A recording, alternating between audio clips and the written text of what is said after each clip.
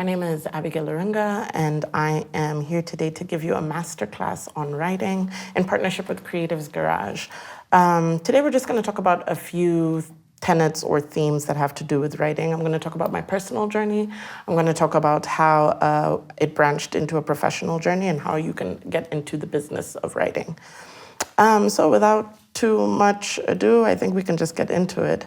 If you notice me looking at my notes, it's because I'm trying to look professional and give you like a structured, thematic masterclass so that even as you're doing it and as I give you exercises, as we're talking, you're going to have a chance to kind of explore your own writing journey. You're going to have a chance to also do a couple of writing exercises that I'm going to get into the longer we continue. So maybe first I'll talk about my personal journey, how I became a writer, what lessons did I learn early, and the personality itself of the personal journey. So when I was younger, I always wanted to be a writer. It wasn't really a question of what else I was going to do. It's one of those situations where there's only three things that you're really good at. It's like writing, playing in the mud, building houses in mud, stuff like that.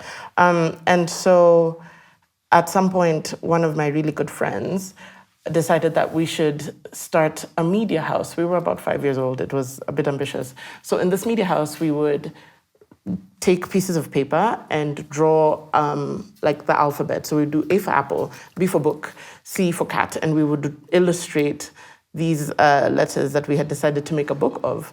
And then we tried to sell it to my parents. And that was kind of my first introduction into writing for myself, writing novels, thinking about what I wanted to do with the writing. I really didn't think that you could make a job of it. I just knew I wanted to do it for life, right? And this kind of translated into high school, where I started writing poetry, writing novels about running away from home, meeting a handsome boy who was usually blonde, because when we grow up, we're not really exposed to a lot of African literature. So all of our characters are like in the snow and driving cars and doing incomprehensible things for a normal Kenyan teenager. But we live and we learn. And so that also grew into like the more adult experiences I had, the more adult things I was writing about. So I started writing about heartbreak and things like that. And in this personal journey, when I got into university and I did journalism as a degree, basically, I think the idea of university is to introduce you to the networks that you're going to eventually use in your writing career, as opposed to the actual degree. I don't know if that makes sense. What you're in university for is to build a foundation for what you're eventually going to do, as opposed to the degree being the be-all, end-all of it. So yes, I did a degree in journalism, but the true education kind of happened after I left school. And so a couple of things that I realized in university is that a lot of the things that they teach you, you might not use, but the fundamentals of what they teach you is what you're going to use. And one of these fundamentals was everyone needs writing, right? Whether it's someone who's doing an album cover, they need someone to write the lyrics. Whether it's a business that's marketing, they need someone to write their marketing material. Whether it's on a billboard, whether it's someone writing a thesis, whether you're going to write a book for people's entertainment to get them through the pandemic, everyone needs writing at some point. Every idea, every concept starts when it's written about, right? Like it can dwell in your head and that's all well and good, but like getting it out and into the world means you need a writer. And so I remember the first piece of writing I really did, some man broke my heart. And I wrote a very long, lengthy expose about how could he dump me? I said I loved him in the middle of Transformers 4, etc. And me penning down my thoughts like that and then sending it to a magazine called True Love, right? True Love had a section for readers sending in their writing, and I sent in my piece about my heartbreak, and they published it, and I was extremely surprised. I was 19 years old, and I felt extremely famous, and no one had the end of it, and that was kind of my first foray into it. So I think that's kind of sliding into one of the lessons that I first learned in my personal journey during writing, which is the things that you know best are the things that you should write about. At the time, I knew about boys and heartbreak. Later on, you learn about how to deal with bosses or feminism or Pan-Africanism, whatever the theme, you should generally just write about what you know. In terms of the 4 points that I would feel were important for my personal journey in writing, one of them I would start with, obviously, you have to read. There's no actual way to be a better writer if you're not reading. If you're not reading, and it doesn't have to be like specific people. A lot of people think you have to read Ngugi wa Thiong'o to sound smart, or I don't know, Dostoevsky. Names we can't pronounce, but like everyone says that you have to read War and Peace to be considered a good writer. No, you can be reading Twitter. It's a lot of reading. There's a lot of gossip on Twitter. You can be reading Facebook posts. You can be reading newspapers, really anything. There's a reason why they kept telling us to read Taifa Leo to improve our Swahili. It's literally whatever you're reading is what is important.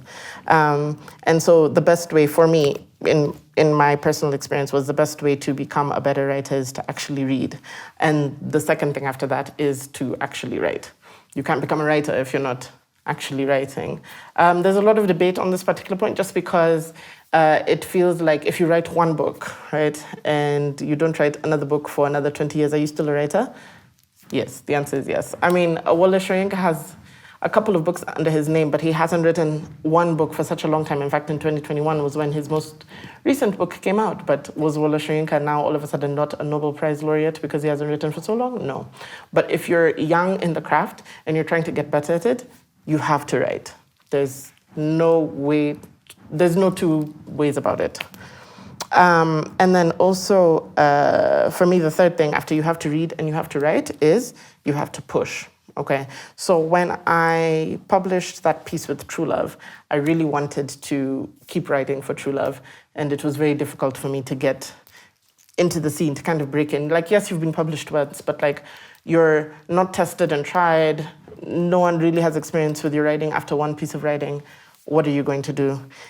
So one day I remember, so True Love used to operate as one brand, Trial Mandy Media, and there were 3 magazines under the brand. There was True Love, Drum, and Home and Living, all of which I wrote for. Anyway, I remember at some point when I was 20, maybe 1 or 22, I had finished uni, and I walked into a Java, and Carol Lodera was there. Carol Lodera at the time was the editor of Drum, and she was this fantastical, fierce figure. She had red hair. She didn't take anything from anyone. She was just like a boss babe who I wanted to be. And she was a writer, and she was an editor. And so I saw her Java, and I was like, that's Carol Lodero. I'm going to be a very creepy person, and I'm just going to go and talk to her and be like, hi, please, Aki guy, please, right? So I go up to Carol Lodero, and I'm like, hi, I'm a writer. Was I a writer? I had been writing, but I had been published once. Anyway, hi, I'm a writer. I really want to write for True Love and Drum. So if you want to see some of my work, I can send it to you. She looks at me, and she's a tall, just like black beauty. Like, she's very, what's the word? Intimidating, but also just like intimidating in a way that you want to be her friend, but also worship her. Anyway, so she looks at me down, because she's in heels, and she laughs, and she's like, here's my email address. So I write down her email address, and I go home, and I write her an email immediately. She didn't get back to me. So a month later, I sent her a follow-up email. Hi, did you get my email? I've attached more samples in case you want to see what I can do. Another month, she didn't get back to me.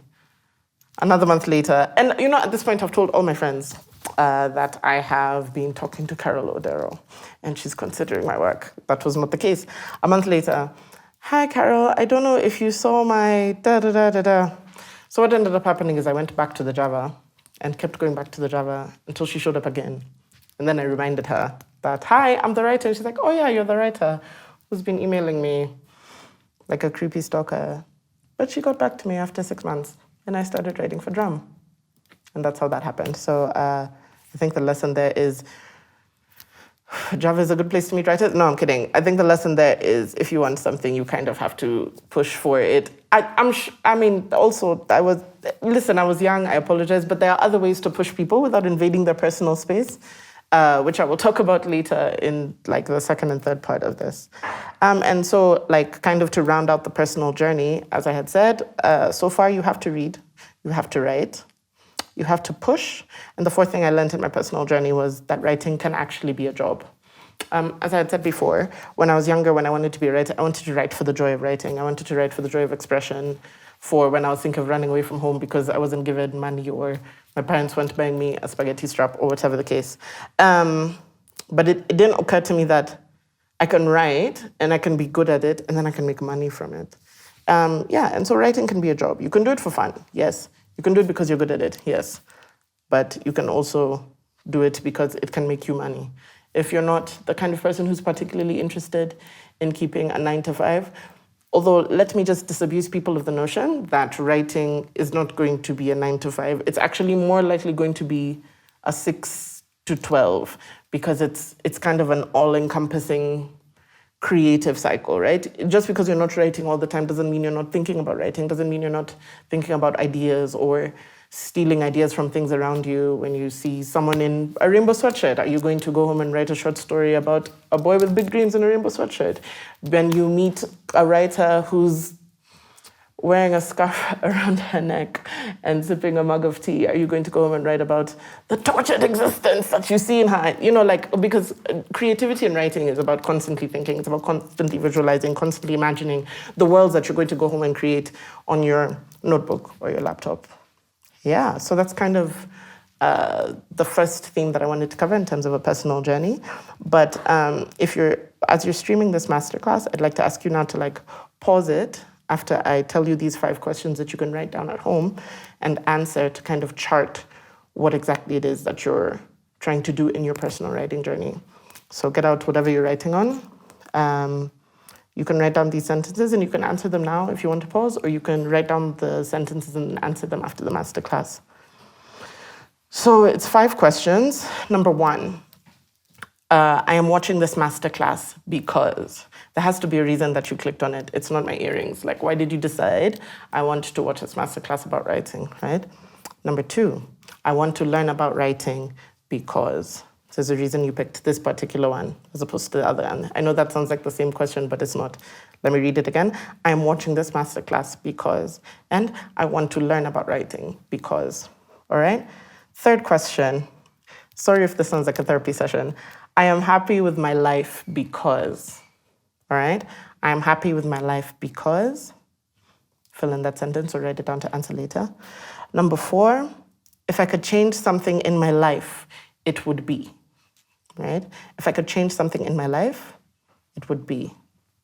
And the 5th question that you can write down for now or to answer later is, if I could write what a perfect day or a perfect life looked like to me, it would start with. If I could write down what a perfect day or a perfect life looked like to me, it would start with.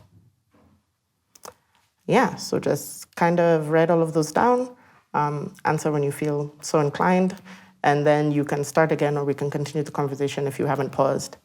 So that was the first part of this kind of class conversation thing. The second bit I wanted to talk about after we talked about the personal journey was a professional journey, right? As I said in the first part, really all the tools that you need to be a good writer are reading and writing. That's what you need to hone your skill, that's what you need to better your craft, and that's what you need to get people to read you. What is the next step after that? Okay, now you want to be a writer. It's fun for you, you're good at it. What is the next step? How do people find you? How do people read your writing, right? So at the beginning of my journey, right around that heartbreak time, I decided to start a blog to share the things that I felt or thought about or needed my friends to see without me actually having to tell them. And what eventually started happening was all of the jobs that I have ever gotten to date were because of that blog. The blog was called The Shy Narcissist. Anyway, the blog was called The Shy Narcissist. It's now turned into akello.co.ke. Akello is my middle name. And what I would do would be write things that were going on, like around campus, with whoever, with my parents, thoughts about religion, pornography, things like that. All of the thoughts would just kind of find their way onto my blog. And so I would force my friends to read it. And then they liked it, so they would force other people to read it. And it kind of just started permeating in that way. So I think for me, what happened was, in terms of deciding what I wanted to write and picking what I knew to write, I think that's something that each writer has to do before they try and monetize or commercialize their writing, right? So what are you writing? What kind of writer are you? Do you write poetry? Do you write nonfiction? Do you write fiction? Do you do other people's homework and therefore you write academically? You do academic writing. Like, what kind of writing do you do? Are you the best person to talk to get a thesis statement out of 1,700 pages of research? What is it exactly that you're good at? Because that is what you should be writing about, right? So as I had said before, I was writing about topics that I was thinking about, things that I was going through in uni. Standing on the cafeteria line and looking at freshmen, I don't know, things like that, things that I was familiar with. And then what I did after that was to start a blog, kind of a place where I could put together my things so that if people were looking for me to read me, they could find me easily, right? Which is why when Carol Odero said, oh, you're the writer, I could like immediately just give her samples from my blog. I could send her links. I had already been writing. Just because I hadn't been writing and being paid for it doesn't mean I wasn't writing, right? And nowadays there's so many things that you can write on. You can get a Wix site, you can get blogger.com, you can be on WordPress, you can be on Medium, you can be on Substack. People like Wanja Kavengi, who I know was a catfish, but the way she started making money off being a catfish was because of her long and extensive Facebook posts that were basically comedy that was happening in her life, which we later discovered wasn't her life. But it was still such great writing. She got paid from it. And her only platform was Facebook, right? Because when we consider the loftiness of what people generally think is writing, people feel like Facebook or Twitter is not writing, which is ridiculous because the definition of written literature is anything that has lasting or artistic merit. If it makes you laugh, it has artistic merit. If it makes you think, it has artistic merit. If you want to share it on WhatsApp and send it as forwards to your parents who will then send it to everyone in their church group, it has artistic merit, you know what I mean? And so anything that you decide to do in a long form is writing, even a short form, because poetry is like, for example, poetry, the poetry form that is a haiku is only 3 lines, still writing. And then after you've kind of decided what you want to write about and what platform you want to use, how do you find others like you and where do you get jobs? So as I said at the beginning of this particular section, all of the jobs that I've gotten thus far have been from the very first blog I started. And how this happened was because I would do a blog post and then write about it on Twitter and then start tagging industry professionals who I knew were on Twitter. Like we knew their handles, you could just like spam them with your link. And at some point, they would read it. To this date, when now I'm in charge of sometimes hiring writers or reviewing a blog or talking about a blog in my spaces, the one that I'll remember is the one who has been spamming me and I've been ignoring, but now when I need it, I'll use it and I'll be like, oh yeah, there's actually this guy who's been spamming me, he's actually quite good. And so I think depending on what kind of writer you are, so for example, if you want to write a novel, right? There are multiple groups on Facebook for novel writing. There's yearly events, like there's one called NaNoWriMo, which is a month-long event where writers' communities get together and figure out how to write their novels in a month. It's like a whole month dedicated to the writing of novels. If you want to get into short story writing, there's also multiple Kenyan communities that do that.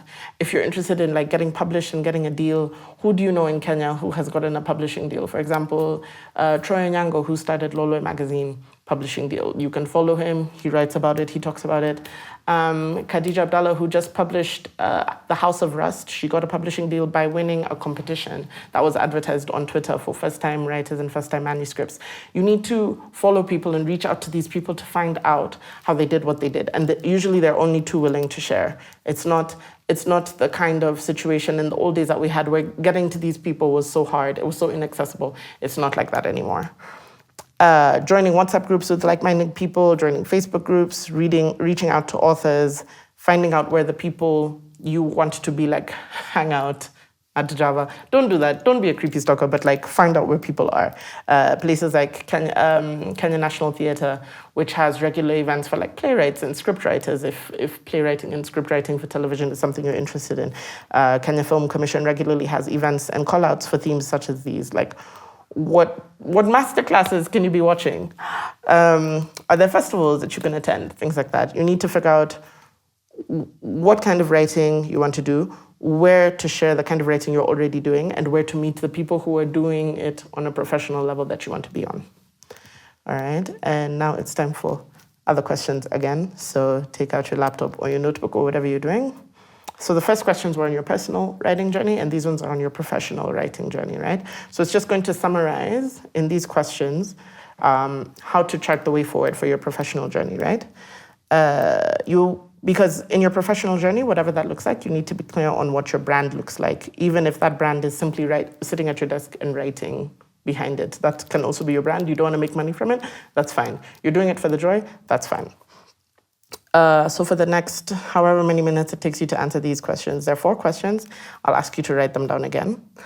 So number 1, what kind of writer am I? which is what we kind of talked about at the beginning of this section.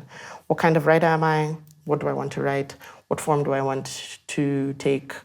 And what do I want to do with my writing, right?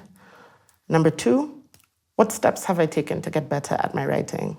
What steps have I taken to get better at my writing? Whether this is courses, masterclasses, finally opening a Twitter account, whatever you need to do. Third question, if I could imagine where I want to be as a writer in 5 years, it would look like dash. If I could imagine where I want to be as a writer in 5 years, it would look like dash. All right? And the last question for this second section on your professional journey, if I'm working backwards from those 5 years, then the first thing I need to do now is dash. All right? So the third question was imagining where you want to be. And then the fourth question is, if you're working backwards, what do you need to do, right? So if you want to self-publish a poetry book in 5 years, it doesn't take 5 years, but if that's what you want to do in 5 years, what do you need to do now to make that poetry book a reality? Do you need to talk to publishing professionals? Do you need to read more poetry and figure out your style? Do you need to open a blog to build up an audience so that when you finally publish your poetry book, there'll be people to buy it? That's kind of like an example of the steps that you can take. Right? Okay. So in the first section, we talked about the personal journey. In the second section, we've talked about the professional journey, how to get on your own professional journey if that's what you're interested in doing with writing. And in the third section, we're going to talk about the business side of writing, right? Because you want to write, you want an audience, and you also want to sell. And this is to say in the kindest way possible that if your mother is the only one reading you, you need to widen your circle just a little bit.